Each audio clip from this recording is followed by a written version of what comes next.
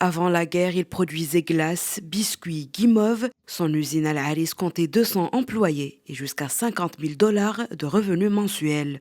Aujourd'hui, l'entreprise de Taha Al-Maqadama n'est plus qu'une carcasse. المصنع كان بيقيل أكتر من 150. L'usine faisait vivre entre 150 et 200 familles. Elle a été détruite le 19 janvier 2024 par 2 missiles. 2 de mes frères ont été tués.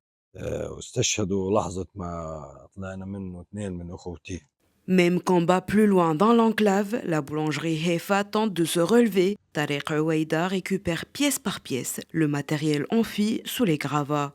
Avant le massacre israélien, son four nourrissait 200 000 personnes et 45 employés. Il produisait 4 000 pains par jour grâce au partenariat avec le Programme alimentaire mondial. Aujourd'hui, il répare, finance et reconstruit.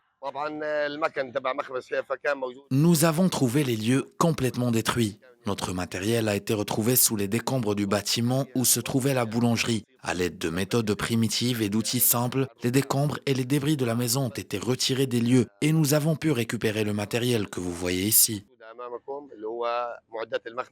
Dans l'enclave palestinienne, les propriétaires récupèrent chaque pièce, chaque outil, comme on rassemble les fragments d'une vie arrêtée. Car au-delà des histoires individuelles, c'est toute l'économie palestinienne qui s'écroule. Selon l'ONU, jamais la situation économique n'avait été aussi dramatique. The situation in Gaza is especially severe.